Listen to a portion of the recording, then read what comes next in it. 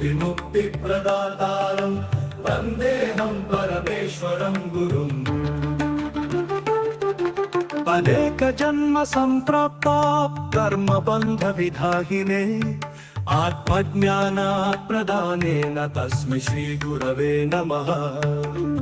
अनेक जन्म संप्राप्ता कर्मबन्धविधाहिने आत्मज्ञानप्रदानेन तस्मै श्री गुरवे नमः। अनेक जन्म संप्राप्ता कर्मबन्धविधाहिने आत्मज्ञानप्रदानेन तस्मै श्री गुरवे नमः। अनेक जन्म संप्राप्त कर्मबन्धविधाहिने आत्मज्ञानप्रदानेन तस्मै श्री गुरवे नमः। शोषणं भवसिन्धोश्च ज्ञानदानेन तत्परं गुरुपादोदकं सम्यक् संसारार्णवतारणं। न गुरोरधिकं तत्त्वं न गुरोरधिकं तपः तत्त्वज्ञानात् परं नास्ति तस्मै श्री गुरवे।